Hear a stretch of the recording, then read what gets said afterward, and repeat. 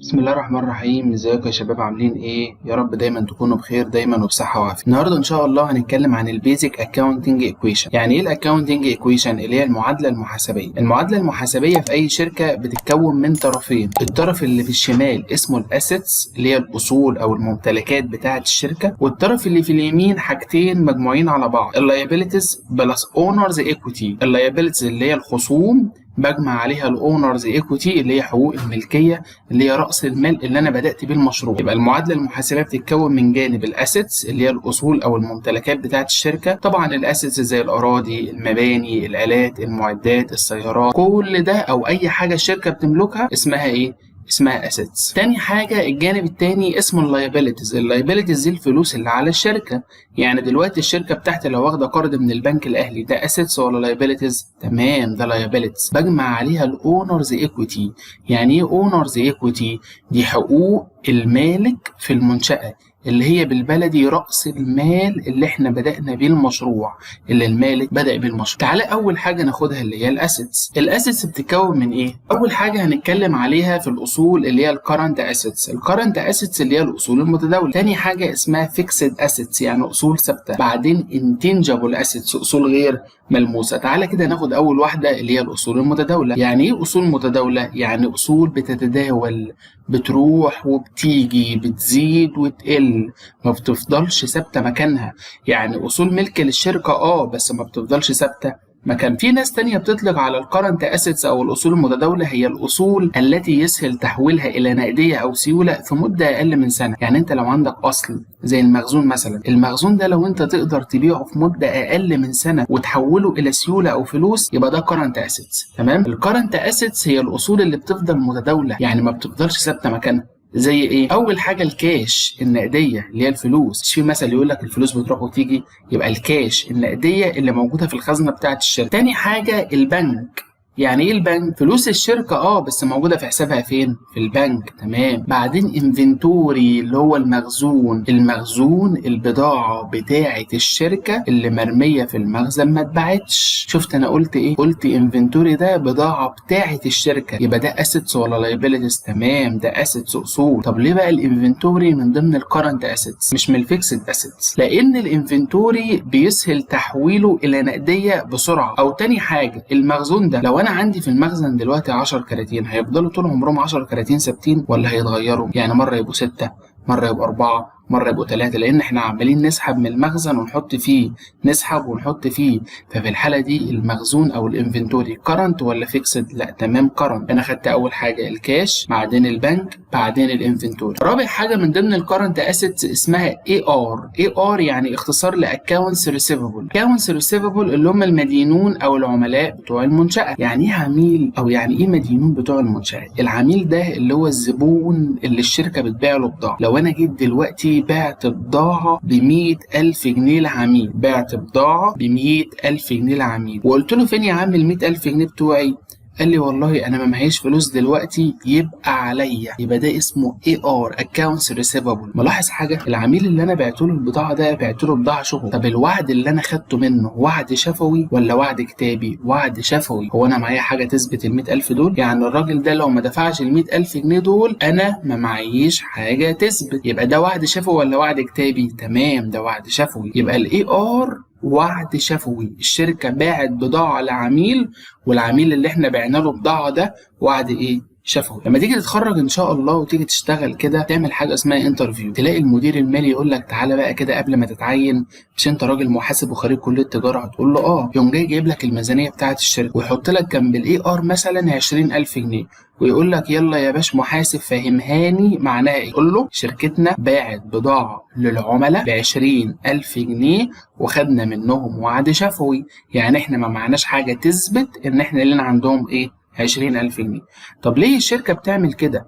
ليه الشركة بتبيع بضاعة بوعد شفوي؟ لأن دول عملاء قدام في الشركة، متعاملين إن هم أو متعودين إن هم ياخدوا من الشركة بضاعة بالآجل. تمام. خامس حاجة من ضمن الكرنت اسيتس اسمها نوتس ريسيفبل، يعني أوراق قبض ديت اللي بيطلق عليها الكمبيالة بلغتنا كده. لو أنا جيت دلوقتي بعت بضاعة ب100,000 جنيه لواحد، وجيت للراجل ده قلت له فين يا عم ال100,000 جنيه بتوعي؟ قال لي يبقى عليا. قلت له لا استنى، أنت مش عميل معايا في الشركة، أنا معرفكش، ازاي اخد منك وعد شفوي؟ ازاي اخد منك كلمه؟ قال لي طب عايز ايه؟ قلت له اكتب لي كمبياله على نفسك ب 100,000 جنيه حق البضاعه اللي انت خدتها.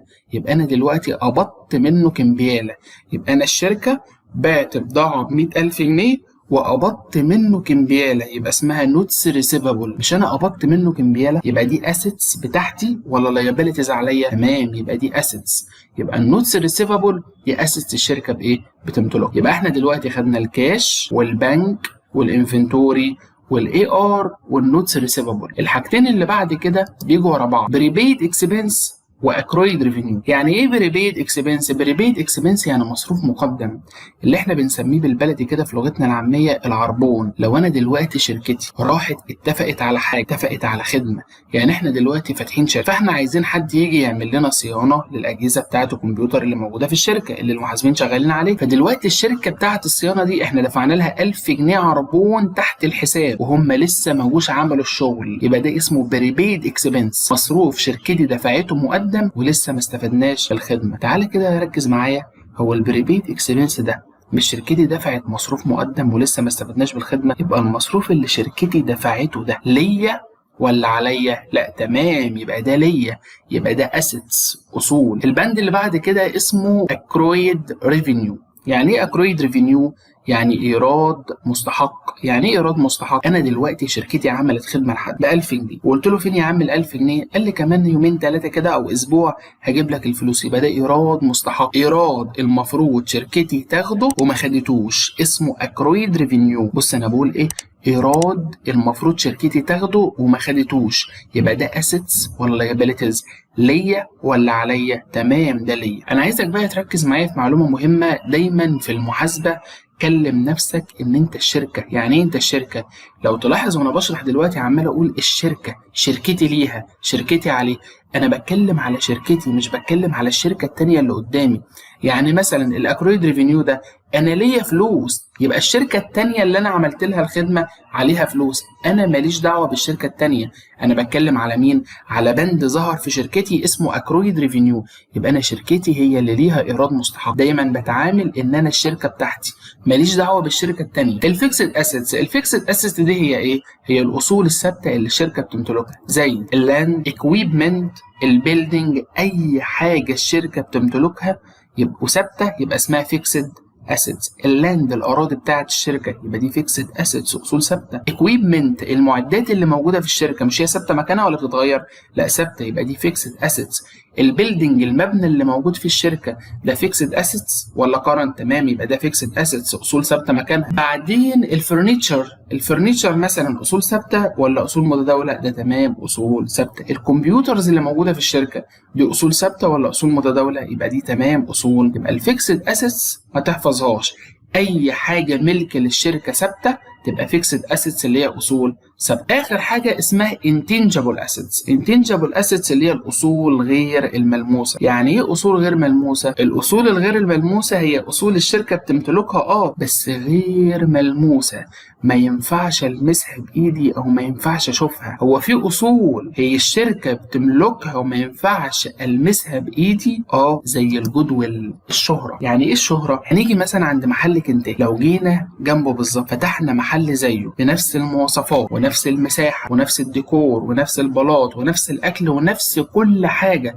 عملنا محل جنب كنتاكي تيبيكال منه، بس لما نيجي نبيع الاثنين مين يجيب فلوس اكتر؟ تمام، كنتاكي. ليه؟ علشان مشهور، اسم كنتاكي لوحده ده بفلوس. يبقى الجودويل دي اصول الشركه بتمتلكها بس اصول غير ملموسه، اسمها انتنجبل اسيت. انا ليا ناس اصدقائي شغالين في شركه اورنج بيقولوا لي واحنا بنعمل البادجت اخر السنه بنحط جنب الجودويل مليار جنيه. عارف معناها ايه؟ ان اي واحد عايز يشتري شركه اورنج يحط مليار جنيه على الترابيزه علشان كلمه اورنج بس، علشان شهرتها بس، لان الشهره ديت قعدوا فيها كتير او قعدوا وقت كتير على ما يبنوا فيه. يبقى اول حاجه خدناها من ضمن الاصول جودويل اللي هي الشهره، دي اصول من ضمن الشركه بس اصول غير ملموسه. البند اللي بعد كده اللي هو البيتنت. البيتنت اللي هو براءه الاختراع. يعني ايه براءه الاختراع؟ ما تجيش تقول لي بقى براءة الاختراع يعني شركتي اخترعت حاجة، لا، براءة الاختراع او البيتنت هنا بيقصد بيها الفكرة. يعني ايه الفكرة؟ تعالى مثلا مثال على شركة اورنج. شركة اورنج اخترعت عرض، قالت لك اتكلم بعد الساعة 12 بالليل هتاخد ساعتين مجانا. الفكرة دي ضربت مع الناس وجابت فلوس كتير للشركة، وكل الناس بدأت تشحن وبدأت تدفع فلوس للشركة، فالشركة كسبت. ينفع فودافون تسرق الفكرة ديت؟ ما تقدرش. عارف ليه؟ لأن شركة أورنج مش شركة هبلة، قبل ما بتنزل الفكرة بتاعتها في السوق بتروح تعمل لها براءة اختراع باسمها في الشهر العقاري، بحيث إن لو أي شركة تانية سرقت نفس الفكرة بالظبط شركة أورنج ترفع عليها قضية وتطالبها بإيه؟ وتطالبها بتعويض. تمام؟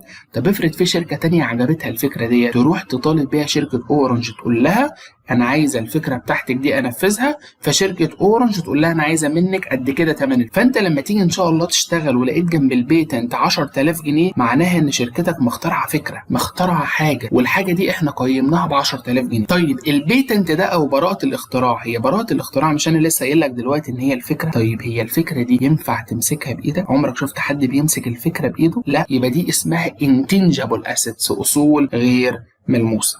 في ناس بتطلق على الكرنت اسيتس والفيكسد اسيتس بيطلقوا عليها tangible assets، انما الجودويل والبيتنت اسمهم intangible assets. تمام؟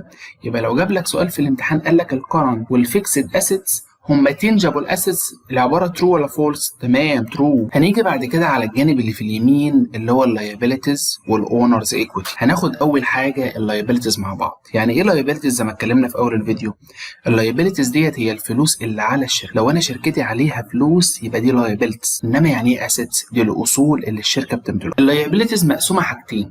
اول حاجه شورت تيرم لايبيليتيز، يعني التزامات قصيره الاجل مدتها قليله. الشورت تيرم لايبيليتيز ديت ما تحفظهاش، انا بنجيبها بحركه كده. تعال بص كده على الكرنت اسيتس، انت عندك الكاش وعندك البنك وعندك الانفنتوري، سيبك منهم. اول حاجه في الكرنت اسيتس اي ار، يبقى هنا اي بي. اي ار ديت يعني اكونتس ريسيفبل، الاي بي اسمها accounts payable اللي هم الدائنون او الموردون. احنا كنا هنا بنقول في العملاء او الاي ار، كنا بنقول شركتنا بايعه بضاعه على الحساب واللي احنا بعناه له خدنا منه وعد شفوي. طب الاي بي، شركتنا شاريه بضاعه على الحساب واللي احنا شاريين منه ده مدين له وعد شفوي. ملاحظ حاجه؟ شركتي الاي بي يعني accounts payable، شركتي شاريه بضاعه على الحساب، يبقى ده assets ولا لايبيليتيز؟ تمام، لايبيليتيز. يبقى انا هنا عليا، يبقى انا خدت اول حاجه الاي بي. بعدين في الكرنت اسيتس في نوتس ريسيفبل، يبقى هنا هكتب نوتس بيبل. تمام، نوتس ريسيفبل شركتي بتقبض كمبياله. نوتس بيبل يعني بيدفع، شركتي بتدفع كمبياله او بتكتب على نفسها كمبياله، يبقى ده اسيتس ولا لايبيليتيز؟ ده لايبيليتيز. تمام. بعدين النقطه اللي بعدها في الكرنت اسيتس في بريبيد اكسبنس واكرويد ريفينيو. اعمل لي مقص كده، يبقى بريبيد ريفينيو اكرويد اكسبنس. بريبيد ريفينيو يعني ايراد مقدم، اكرويد اكسبنس يعني مصروف مستحق. ايه ده؟ ليه البريبيد ريفينيو لايبيليتيز مش اسيتس؟ بص كده، تعالى نركز في المعنى. اسمه بريبيد ريفينيو يعني ايراد مقدم. هو الايراد الشركه بتاخده ولا بتدفعه؟ تمام، الشركه بتاخده. يبقى انا شركتي واخده ايراد مقدم، يعني انا شركتي قابضه عربون من حد، شركتي واخده عربون من حد، يبقى ده بتاعي ولا بتاع الحد التاني؟ تمام، ده بتاع الحد التاني، يبقى ده لايبيليتيز عليا مش اصول. تمام. انما في البريبيد اكسبنس شركتي هي اللي دافعه العربون، فعشان كده العربون بتاعي. انما بريبيد ريفينيو شركتي واخده عربون من حد تاني، يبقى ده مش بتاعي، ده بتاع الحد. تاني حاجه اسمها اكرويد اكسبنس. اكرويد يعني مستحق، واكسبنس يعني مصروف، ده مصروف مستحق. المصروف بيندفع، وكلمه مستحق يعني ما اندفعش، يبقى ده مصروف المفروض الشركه بتاعتي تدفعه وما دفعتوش، يبقى ليا ولا عليا؟ تمام، يبقى عليا، يبقى ده لايبيليتيز. واخر حاجه بزودها من عندي كده اسمها شورت تيرم لون. شورت تيرم لون يعني قرض قصير الاجل. يعني ايه قرض قصير الاجل؟ لو انا دلوقتي رحت البنك الاهلي وقلت له انا عايز اخد قرض هرجعه بعد 6 شهور، يبقى ده قرض قصير الاجل. طب لو انا قلت له هاخد قرض هرجعه بعد 10 سنين، يبقى ده قرض طويل الاجل. من الاخر قصير الاجل بيكون مدته اقل من سنه، وطويل الاجل بيكون مدته اكتر من سنه. يبقى دي اول حاجه الشورت تيرم لايبيلتيز، احنا ما حفظناهاش، احنا جبناها بطريقه كده. هنا اي ار يبقى هنا اي بي، هنا نوتس ريسيفبل يبقى هنا نوتس بيبل. عملت مقص بريبيد ريفينيو اكرويد اكسبنس، وزودت واحده من عندي بس اسمها شورت تيرم لون. النقطه الثانيه في اللايبيلتيز اسمها لونج تيرم لايبيلتيز، واللونج تيرم لايبيلتيز نقطه واحده بس اسمها لونج تيرم لون. لونج تيرم لون اللي هو قرض طويل الاجل، وانا كنت لسه قايل لك من شويه القرض طويل الاجل ده بيكون مدته اكتر من سنه. انا كده خلصت اللايبيلتيز. اخر حاجه في الجانب اللي في اليمين اسمها اونرز ايكويتي. الاونرز ايكويتي اللي هي حقوق الملكيه. ينفع اروح افتح شركه من غير راس مال؟ لا. يبقى الاونرز ايكويتي الكابيتال بتاع راس المال اللي المالك بدا بيه المشروع اصلا. طب لو الشركه كسبت يبقى انا بجمع عليه الانكم او البروفيت. البروفيت هي الانكم. طب لو الشركه خسرت بطرح منه اللص. شفت انا قلت ايه؟ الكابيتال بجمع عليه البروفيت او بطرح منه اللص، ما ينفعش الاثنين. ما ينفعش اقول الكابيتال بجمع عليه البروفيت وبطرح منه اللص، ما ينفعش الشركه تكسب وتخسر في نفس الوقت. الكابيتال يا اما بجمع عليه بروفيت يا اما بطرح منه لوس. الشركه يا اما تكسب يا اما تخسر. واخر حاجه بطرحها منه اسمها ويزدرولز. ويزدرولز يعني مسحوبات شخصيه. يعني ايه مسحوبات شخصيه؟ لو انا جالي دلوقتي صاحب الشركه قال لي انا عايز 100,000 جنيه من راس المال او الفلوس اللي موجوده في الخزنه بتاعه الشركه، هديهم له عادي ما فيهمش اي مشكله. بس انا كمحاسب لما اجي اعمل حساباتي واسجلهم بسميهم ايه؟ بسميهم ويزدرو. في الاخر خالص الجانبين لازم يطلعوا قد بعض. لازم الجانب الاسيتس في الشركه يساوي جانب اللايبيلتيز زائد الاونرز ايكويتي. بمعنى لو الاسيتس كلها طلعت بمليون يبقى لازم اللايبيلتيز والاونرز ايكويتي الاثنين مع بعض يطلعوا بمليون. لازم الجانبين يطلعوا قد بعض. الاسيتس طلع. طيب وانا قدكم بقى في سنه اولى كنت بقعد اسال نفسي ليه الاثنين بيطلعوا قد بعض؟ كنت باجي بعمل البالانس شيت او بعمل الاكاونتنج ايكويشن بلاقي الاسيتس طلع برقم واللايبيلتيز والاونرز ايكويتي طلعوا بنفس الرقم. كنت بقعد اسال نفسي هم ليه الاثنين بيطلعوا زي بعض؟ تعال هقول لك مثال بسيط. لو انا دلوقتي في جيبي، هنقول ارقام بسيطه، لو انا دلوقتي في جيبي 5 جنيه وعايز افتح شركه يبقى انا هحطهم راس مال الشركه، صح ولا لا؟ تمام. الراس المال ده او الكابيتال اسيتس ولا لايبيلتيز ولا اونرز ايكويتي؟ تمام اونرز ايكويتي. يبقى اول حاجه ال5 جنيه اونرز ايه. بس انا لما جيت افتح الشركه لقيت ال5 جنيه دول قليلين جدا، فرحت خدت قرض من البنك الاهلي ب5 جنيه زيهم. القرض اللي انا خدته ده اسيتس ولا لايبيلتيز ولا اونرز ايكويتي؟ لايبيلتيز. تمام. يبقى انا دلوقتي معايا اونرز ايكويتي ب5 جنيه ومعايا لايبيلتيز ب5 جنيه، لو جيت جمعتهم على بعض يديني اليمه الثانيه الاسيتس بكام؟ ب10 جنيه. فعلشان كده الاثنين لازم يطلعوا قد بعض. فمعنى كلمه اسيتس اللي معايا اصلا اللي هو الاونرز ايكويتي زائد اللايبيلتيز اللي انا استلفتها، هي دي الاسيتس اللي الشركه بتملكها. فمش معنى كلمه اسيتس اللي الشركه بتملكه بس، لا ده اللي الشركه بتملكه اللي احنا حاطينه في المشروع زائد اللي احنا استلفناه كمان. كده يبقى احنا خلصنا الاكاونتنج ايكويشن. وعيب ان انت تتخرج من الكليه وما تبقاش عارف البادجت او الميزانيه او ايه الممتلكات بتاعه الشركه وايه اللايبيلتيز الخصوم وايه الاونرز ايكويتي بتوع الشركه. استنونا ان شاء الله فيديوهات تانية جايه كتير. ولو انت عجبك الفيديو ده ما تنساش تشجعنا وتعمل اشتراك في القناه وتفعل زر الجرس عشان يوصلك كل جديد باذن الله. واول سؤال هناخده مع بعض اللي هو الجاب. يعني ايه الجاب؟ الجاب دي اختصار لجنرالي اكسبتد اكاونتنج برنسبلز، يعني مبادئ او معايير المحاسبه. وخلي بالك المحاسب ما بيمشيش عشوائي، المحاسب بيمشي بقواعد وبيمشي بمعايير بالظبط زي المحامي كده. المحامي لما بيجي يترافع عن المتهم بيمشي بالقانون وبيمشي بالدستور. برضو المحاسب لما بيجي يعمل حساباته ما بيمشيش عشوائي كده، بيمشي بالمبادئ المحاسبية المتعارف عليه. المبادئ المحاسبية اسمها الجاب اللي هي Generally Accepted Accounting Principles. وطبعا في حاجة تانية اسمها IFRS. اول حاجة الجاب ديت اللي هي المعايير الامريكية، يعني الولايات المتحدة الامريكية بيمشوا بمعايير اسمها الجاب، انما باقي الدول مصر والكويت والسعودية والامارات وباقي الدول كلها ما عدا امريكا بتمشي بمعايير اسمها IFRS. تعالى بقى مع بعض كده ناخد يعني ايه الجاب. الجاب دي يعني Financial Accounting Practice، يعني الممارسات المحاسبية is governed ديت يعني محكومة أو يحكمها by concepts يعني معايير أو مفاهيم and rules قواعد معروفة as generally accepted accounting principles اللي هي الجاب. طبعا من السؤال ده بيقولك ان المحاسبة المالية محكومة ببعض القواعد والقوانين اللي هي بيسموها ايه؟ الجاب، اللي هي generally accepted accounting principles. وزي ما انا قلت لك من شويه في فرق بين الجاب والاي اف ار اس. الجاب دي اللي هي المعايير الامريكيه، انما الاي اف ار اس اللي هي المعايير الدوليه. تعالى كده مع بعض ناخد السؤال اللي بعد كده، اللي هو الكاركترستكس اوف اكاونتنج انفورميشن، صفات المعلومات المحاسبيه. زي ما احنا اتفقنا كده في الفيديو رقم 1، ارجع للفيديو رقم 1، ان المحاسب وظيفته ان هو بيوفر معلومه محاسبيه. ايه بقى صفات المعلومة اللي المحاسب بيوفرها؟ اول صفة من صفات المعلومات المحاسبية دي اللي هي تكون relevant information، تكون معلومات ملائمة. بمعنى انا مثلا عايز اسجل معلومة عن الاراضي، فطبعا بروح بجيب المستندات الخاصة بالاراضي عشان اعرف اسجل الاراضي بكام، فلازم تكون المعلومة دي تكون ملائمة للحاجة المحاسبية اللي انا بعملها. تاني حاجة تكون reliable information. reliable دي يعني تكون صادقة. يعني ايه صادقة؟ يعني مثلا انا عايز اسجل الاراضي مثلا عندي في الميزانيه، ما ينفعش مثلا اسجل الاراضي مثلا ب1,000,000 جنيه وهي تكون الاراضي في الحقيقه عامله 300,000. لا، لازم المعلومه اللي انا اسجلها لازم تكون معلومه صادقه.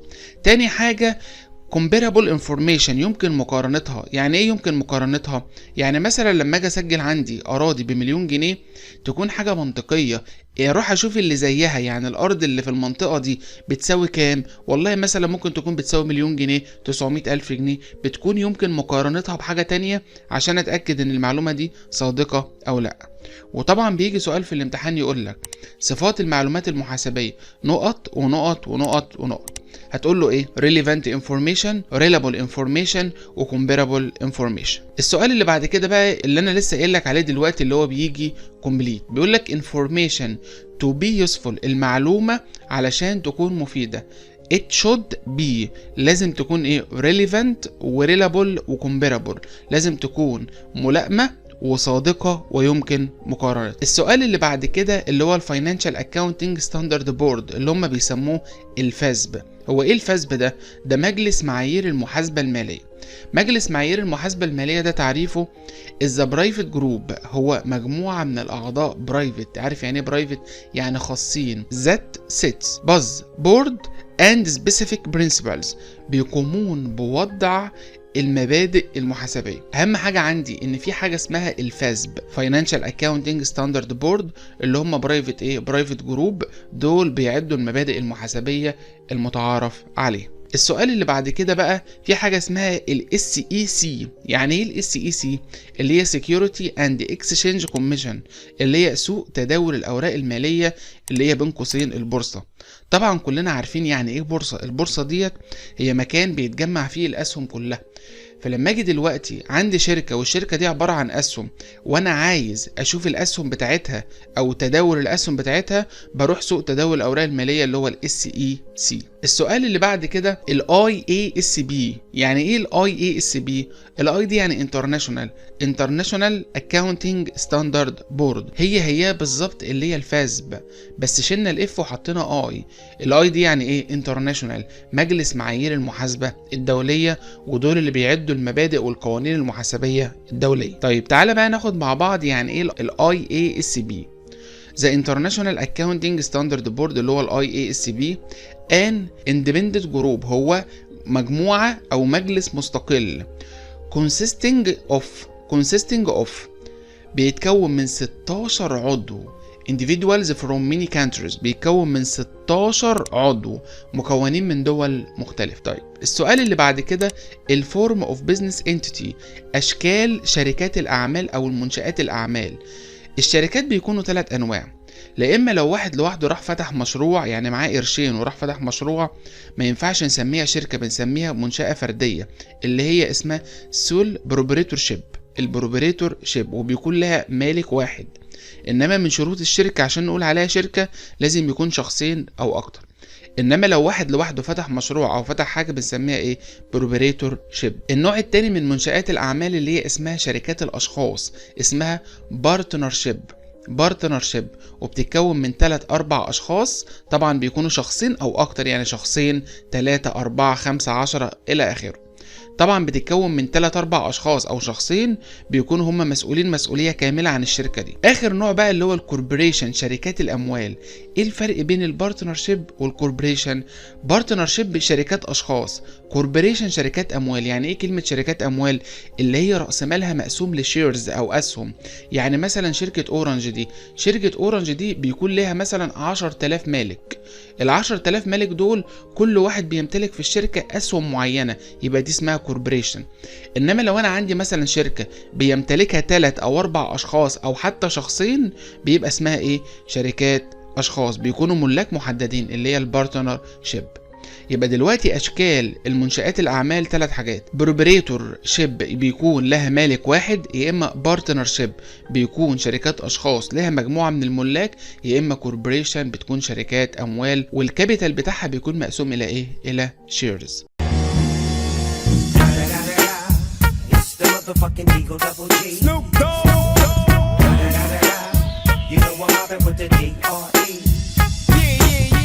اللي هي accounting principles، اللي هي المبادئ المحاسبية. طبعا زي ما انتوا عارفين ان المحاسب لما بيجي يشتغل ما بيمشيش عشوائي. المحاسب بالظبط زي المحامي لما بيجي يترافع عن حد او بيجي يتكلم بالقانون، في قانون بيحكمه.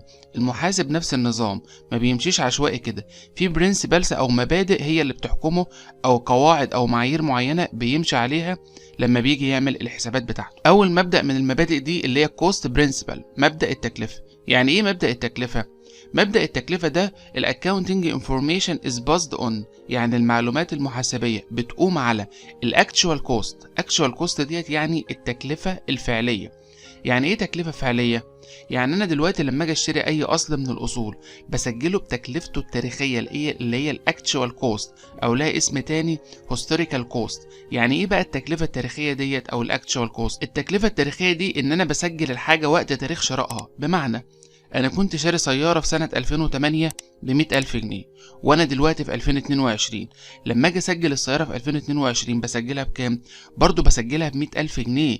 يعني ملاحظ حاجة، انا شاريها من زمان ب100,000 جنيه وهسجلها دلوقتي ب100,000 جنيه. بس لما تيجي بقى تعمل لها افصاح في الميزانية بتعمل ايه؟ بتكتب الاكتشوال كوست بتاعتها ب100,000 جنيه ناقص البروفيجن فور ديبريشيشن، مخصص الاهلاك بتاعها ب70,000 جنيه مثلا، يبقى بتطرح ال100,000 من ال70 يبقى هي تكلفتها دلوقتي 30.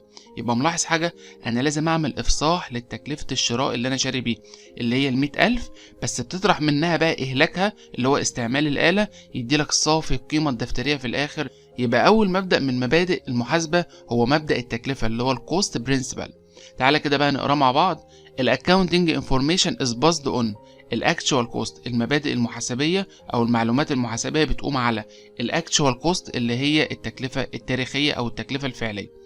الاكتشوال كوست از اوبجكتيف اند مور ريلابل. الاكتشوال كوست دي بتكون مناسبه للمعايير المحاسبيه. تعال بقى ناخد تاني حاجه من ضمن المبادئ المحاسبيه اللي هو revenue recognition principles، اللي هو مبدا الاعتراف بالايراد. يعني ايه مبدا الاعتراف بالايراد ده؟ دلوقتي الشركة بتاعتي لو هي بتقدم خدمات لحد، بمعنى لو هي شركة خدمية، يعني ايه بتقدم خدمات لحد؟ احنا مثلا فاتحين شركة بنعمل صيانة واصلاح للسيارات. في واحد ممكن يجي يصلح عربيته عندنا ومحتاجين منه 1000 جنيه. ال1000 جنيه دول بالنسبة للشركة ريفينيو يعني ايراد. ممكن ال1000 جنيه دول يبقوا ايراد نقدي، يعني انا خدت منه ال1000 جنيه نقدي، يبقى انا بعترف ان في ايراد داخل الشركة ب1000 جنيه نقدي. وممكن الراجل اللي انا عملت له خدمة ده ما يدينيش ال1000 جنيه ويقول لي ان هم يكونوا على الحساب او يكونوا مستحقين. طيب يبقى انا معنى كده ان انا ليا 1000 جنيه بره عند الزبون ده. هل بقى ال1000 جنيه اللي بره ديت ليا، هل اعترف بيها ولا ما اعترفش بيها؟ تمام، اعترف بيها برضو. يبقى مبدأ الاعتراف بالايراد، انت بتعترف بالايراد اللي بيخش لك الشركة، سواء انت خدته في صورة نقدي او لسه هتاخده بعدين يعني مستحق. تعالى بقى كده نقرا مع بعض. recognize revenue يعني الاعتراف بالايراد when عندما it is earned لما بنيجي نكسبه، لما نيجي ناخد الإيراد أو نكسبه بنعترف بيه. revenue is earned when service is performed or goods are sold. يعني الريفينيو ديت بنكتسبها لما بنقدم خدمة أو لما بنبيع بضاعة. proceeds not must be in cash، يعني بيقول لك مش لازم تكون الإيراد ده عشان تعترف بيه مش لازم تكون خدته في صورة كاش، يعني سواء خدته انت كاش او لسه هتاخده بعدين، يعني ليك فلوس عند حد بعترف بالاتنين، يبقى ده اسمه مبدأ الاعتراف بالإيراد revenue recognition principle. تالت واحد اللي هو مبدأ المقابلة او مبدأ المطابقة. يعني ايه بقى مبدأ المقابلة او المطابقة ده؟ اللي هو matching principles. matching دي يعني مقابلة او مطابقة. انا دلوقتي الشركة بتحصل ايرادات صح طول السنة، والشركة برضو بتصرف مصروفات طول السنة. طب انا عايز اعرف دلوقتي انا كسبت ولا خسرت. بعمل ماتشنج بين الاتنين. يعني ايه ماتشنج؟ باخد كل الايرادات بطرح منها كل المصروفات او بقابلهم ببعض. بقابلهم دي يعني بطرحهم من بعض عشان اطلع في الاخر انا كسبت ولا خسرت. اطلع في الاخر النت انكم او النت لوس. تعالى كده بقى نقرا مع بعض. A company must record، الشركة لازم تسجل الاكسبنسز encourage اللي حصلت to generate the revenue reported المستخرجة من الإيرادات. قال لك compare تقارن revenue with expenses، تقارن revenue مع expenses، وبعدين بيقول لك compare revenue with expenses which participated to generate such revenue to calculate the net income or net loss. يعني هو بيقول لك ان انت بتعمل ايه لما بتيجي تسجل. بتسجل ايرادات طول السنة وبعدين بتسجل مصروفات. ما ينفعش اسجل مصروفات بس واسجل ايرادات بس، باجي في الاخر بعمل لهم ماتشنج عشان اطلع الايه النت انكم او النت لوس. رابع مبدأ معانا النهارده هو مبدأ الافصاح، اسمه فول ديسكلوجر برنسبل. مبدأ الافصاح. يعني ايه مبدأ الافصاح؟ المحاسب لازم يعمل افصاح عن كل حاجة في الشركة. يعني مثلا ما ينفعش يكون عنده اراضي وما يسجلهاش، ما ينفعش يكون عنده مباني وما يسجلهاش، لازم يفصح عنها. يعني لازم يسجل كل حاجة ويعمل لها افصاح بصورة سليمة. تعالى كده بقى نقرا مع بعض اللي هو الفول ديسكلوجر برنسبل. A company is required، الشركة بتحتاج to report ان هي تسجل او تقرر the details behind the financial statement. في حاجة اسمها كده ايضاحات متممة للقوائم المالية. طبعا انت عارف الفاينانشال ستيتمنت دي في المحاضرة رقم 1 وارجع للفيديو الاولاني. الفاينانشال ستيتمنت دي اللي هي الانكم ستيتمنت، البالانس شيت، ستيتمنت اوف كاش فلو. التلاتة دول المحاسب بيعمله. بس بيجي مثلا الميزانية اللي هي البالانس شيت، بعد ما بيعمل الميزانية بيكون في شوية جمل كده تحت الميزانية اسمها الديتيلز او التفاصيل او الايضاحات. بيعمل فيها ايه بقى الايضاحات ديت؟ بيسجل فيها اي حاجة مش موجودة في الميزانية. بمعنى لو احنا فاتحين شركة دلوقتي وصاحب الشركة جاب عربية بتاعته حطها تحت امر الشركة، يعني اي حد في الشركة يقدر يروح بها مشوار، بس بشرط العربية دي مش من ضمن الاسيتس بتاعة الشركة، يعني ما تخشش من ضمن الاصول بتاعة الشركة. طب العربية دي بقى او السيارة دي اسجلها في الميزانية ولا اعمل لها ايضاحات؟ لا تمام، اعمل لها ايضاحات. بقوم جاي بعد ما اعمل الميزانية باجي بعمل سطر كده تحت الميزانية بكتب فيه ان في عربية موديل كذا بتاعة فلان الفلاني حق انتفاع للشركة. تعالى كده بقى نقرا مع بعض الفول ديسكلوجر برنسبل.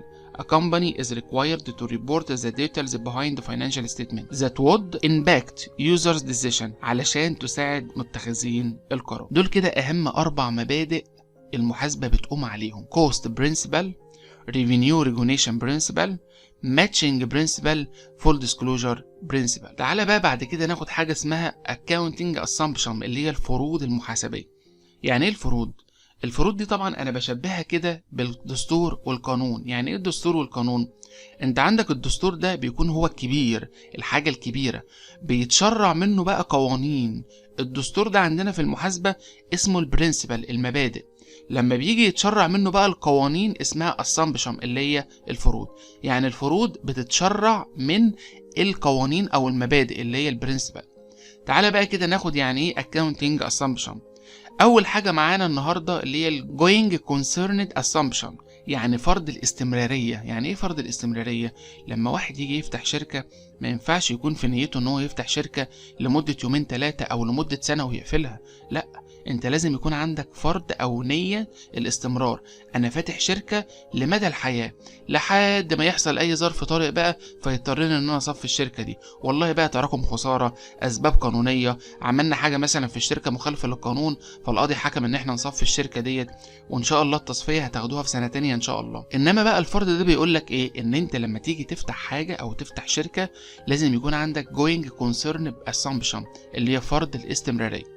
تعالى كده بقى نقرا مع بعض. reflect بيشير that the business ان العمل ده will continue ان هو يستمر operating instead of behind sold، بدلا من ان انت تبيعه or closed او ان انت تقفله. يعني انت لازم يكون عندك نية ان انت لما تيجي تفتح شركة او تفتح اي مشروع ان انت عندك النية ان انت هتفتحه مدى الحياة، مش هتفتحه مثلا لمدة 2 أو 3 وتقفل. الفرض التاني اللي هو monetary units assumption، اللي هو فرض وحدة القياس النقدي. ما ينفعش انا كمحاسب اسجل ان انا عندي في الميزانية لاند واسكت، لا، لازم تقولي اللاند دي عاملة كام. لازم كل حاجة عندك في الشركة لازم تقيسها بالفلوس، سواء طبعا بقى العملة اللي عندك في البلد دي بالجنيه او بالدولار او باليورو او بالريال، على حسب اللي انت على حسب الدولة اللي انت شغال فيها محاسب. تعالى كده بقى نقرا مع بعض المونيتاري يونتس assumption.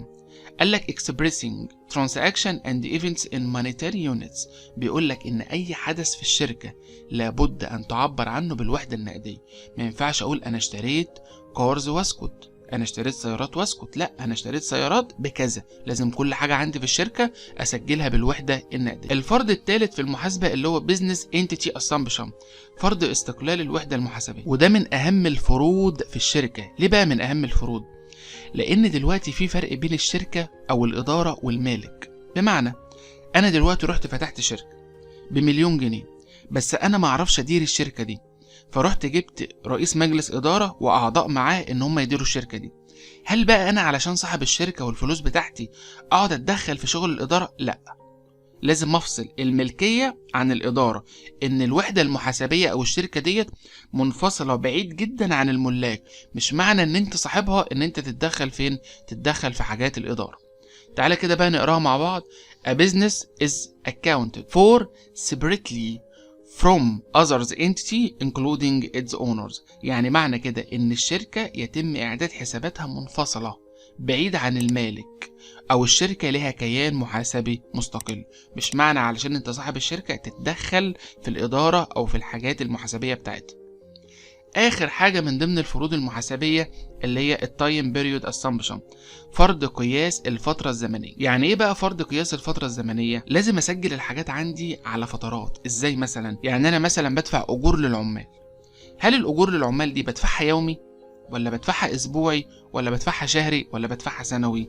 انا بدفع مثلا الكهرباء في الشركة، هل الكهرباء دي بدفعها شهري ولا سنوي؟ لازم برضو اعمل لازم احدد الفترات بتاعتي او المصاريف على قد الفترات. تعالى كده بقى نقرا مع بعض. بيقول لك the life of a company، ان العمر بتاع الشركة can be divided، كان ان انت ممكن تقسمه divided into time period، ان انت تقسمه على حسب الفترات such as months or years.